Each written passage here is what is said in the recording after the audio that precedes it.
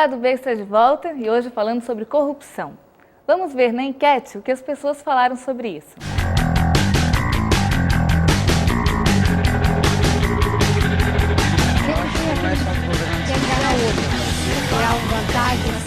O pessoal tolera muito, acontece muita roubalheira. É um problema geral da sociedade. Ele começa na política, mas ele também termina nas pessoas menos favorecidas que querem tomar vantagem em tudo. Porque não existe mais pessoas corretas.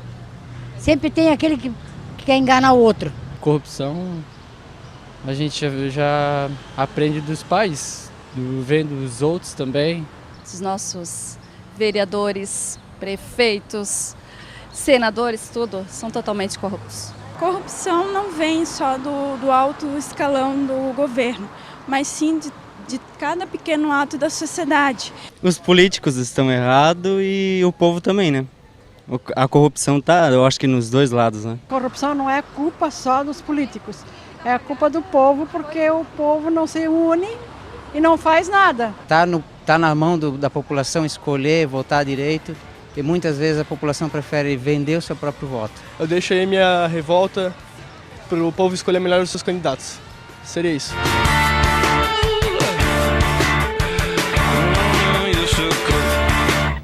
Opa, o que vocês acharam desses depoimentos? Muito interessantes esses dados, no sentido de que as próprias pessoas reconhecem que a corrupção ela não está associada única e exclusivamente à atividade pública, aos atos de governo. Na verdade, a corrupção ela é um reflexo da própria corrosão dos valores, enfim, de cada uma das pessoas da sociedade. Quando há uma inversão dos valores, quando esses valores são deturpados, quando se pensa mais em ter do que em ser uma pessoa mais virtuosa, isso tudo acaba corrompendo. E os eleitos são reflexo do voto popular, são escolhidos pelas pessoas e muitos dos casos de corrupção começam no próprio processo eleitoral, quando é o eleitor que muitas vezes estimula o próprio candidato ou propõe ao candidato as vantagens em troca do voto. Então, se um processo eleitoral começa deturpado e se um candidato começa a ser corrompido, a corromper no período eleitoral, é evidente que esse candidato, ao ser eleito, ele vai ter uma conduta deturpada na atividade pública dele. Então, as pessoas, no momento do voto, têm essa responsabilidade de fazer um voto consciente naqueles candidatos que têm uma postura ética e que têm um comportamento ético já no período eleitoral, porque certamente o período eleitoral vai refletir naquela legislatura. É verdade. Eu concordo com o que o Napoleão está colocando, mas pego uma ideia lançada pelo Tramontim, que é a questão do valor da ética na sociedade. O que é importante desses depoimentos é que eu vejo isso claramente, que a sociedade tem consciência de que a corrupção não é um problema só dos políticos. E isso é que é positivo. Hoje a gente percebe que, da mesma maneira que hoje nós temos uma consciência ecológica, a questão do ambiente é importante. Quando eu era guri, não era importante a questão ambiental, a gente derrubava as matas, matava os bichos assim impunemente, as pessoas saíam a caçar, se derrubavam as matas, se abriam estradas, entende? Hoje você tem, se alguém joga um papel na rua, Deus o livre se alguém derrubar uma árvore, entende? Quer dizer, essa consciência da ecologia que a gente avançou. A mesma coisa, isso que o Tramontim falou. O dia que a sociedade tiver a consciência de que precisa se preocupar com a corrupção e que uma corrupção não é uma coisa de político, e sim é uma coisa do cidadão, e que isso é um valor importante para a sociedade, a gente dá um grande salto. Eu fui político durante muito tempo e trazia para a cena pública o debate sobre corrupção. E aquilo que você falou, o eleitorado não dava a importância devida a isso. Até pelo contrário, havia um slogan que dizia assim, roubou, mas fez. Hoje esse conceito é inadmissível, mas no passado era uma coisa extremamente comum. Então essa é a coisa que a sociedade encontra isso, em que ela mesmo reconhece que o problema da corrupção está dentro da sociedade, não está só na classe política. E de outro lado é a gente dotar o Estado de mecanismos e instrumentos para combater a corrupção. Até então que se tem a ideia de que só vai para a cadeia ladrão de galinha. Você vê agora o Marcos Valério que foi preso, depois de todo aquele processo, ele vai. Então também passa essa coisa da impunidade, passa para a sociedade. E não é o que a gente vê em sociedades mais desenvolvidas. A diferença lá é que as pessoas vão presas, certo? Cumprem as suas penas, né? E essa corrupção não é só a corrupção do homem público. Nós vemos dirigentes de empresas que praticam fraudes, vão presos.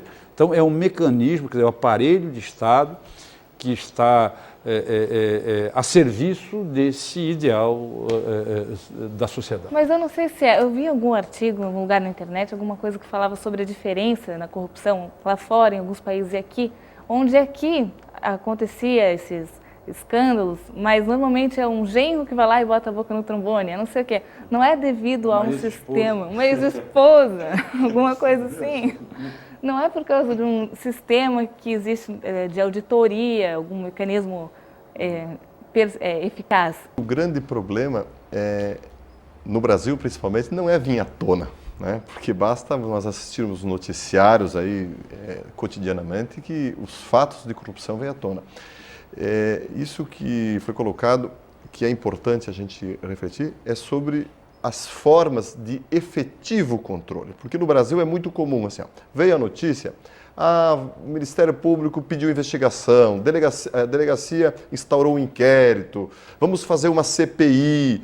Então, instrumento, o Wilson sabe disso, como constituinte, nós temos muito. O Ministério Público foi muito municiado.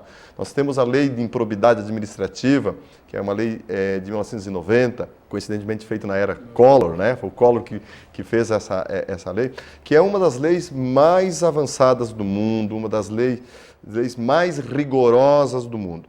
O grande problema é que a gente, como de resto, na justiça como um todo, nós fizemos muita ação, nós propusemos muito processo, mas nunca se chega ao final, né? Então, você não vê uma pessoa ir para a cadeia, porque a lei prevê, essa lei de improbidade, as sanções não são penais, são sanções civis. É perda dos direitos políticos, né? É perda do direito de contratar com a administração pública, perda do cargo. Só que o processo demora tanto que quando o processo se encerra, o político já não está mais no cargo, né?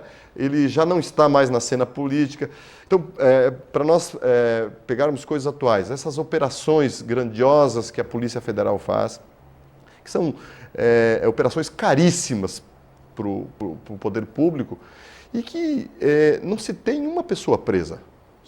Analisar todas essas grandes operações, aqui no estado, que nós tivemos algumas, em Brasília, aquelas do sanguessuga, ambulância, Satiagarra, as pessoas ficam presas aí 4, 5 dias, quando muito, e continuam com a sua vida.